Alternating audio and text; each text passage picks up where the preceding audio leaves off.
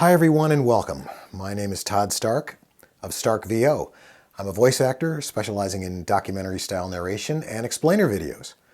And boy oh boy do I have some explaining to do. Welcome to this week's edition of I'm Just Saying.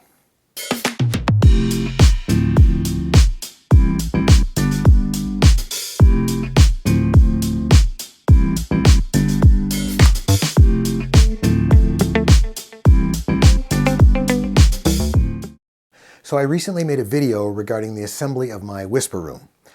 I got a lot of great feedback on that video and I really appreciate it. I need to do a follow-up video though, because after my whisper room assembly was completed and I started recording in it, I discovered something very important which I need to share with you. But let's rewind for just a moment.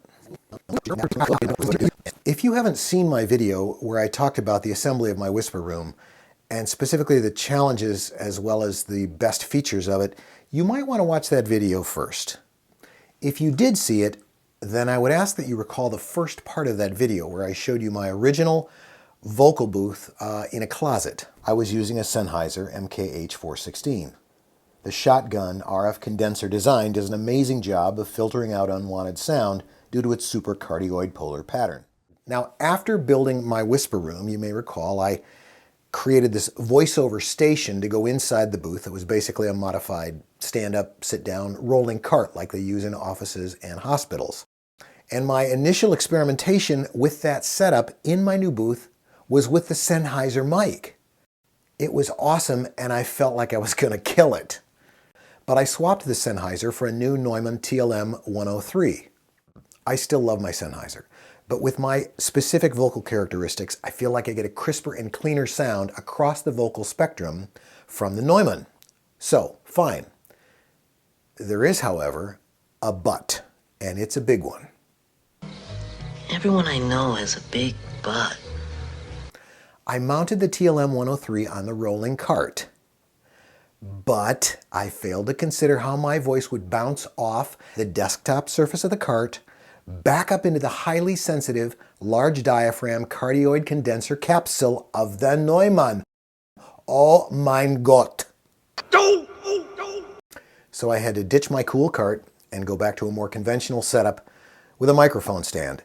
I also moved my Apollo interface into my engineering station, and I ran a long cable back into the booth for my Neumann microphone.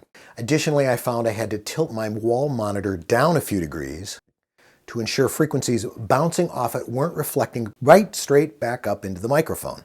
Lastly, I moved my mic several inches farther back from the screen to help ensure that the Roxol or Rockwool wall panels had the chance to absorb as much of the sound as possible. All these changes in concert made all the difference in the world and have given me a sound that's drier than July in the Mojave Desert.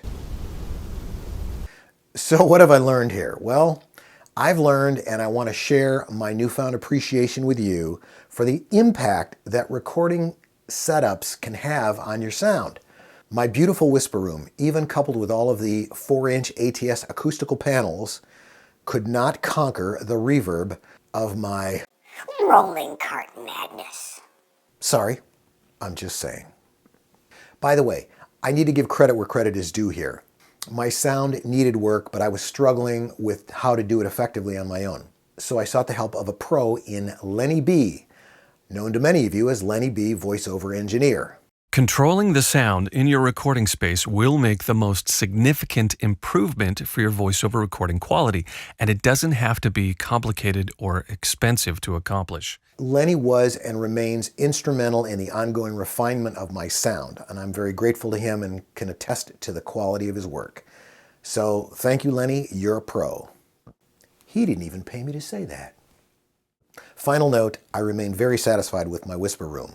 I've put it through its paces and it does a great job of managing sound both inside the booth and mitigating sound from outside the booth, so it was a worthwhile investment.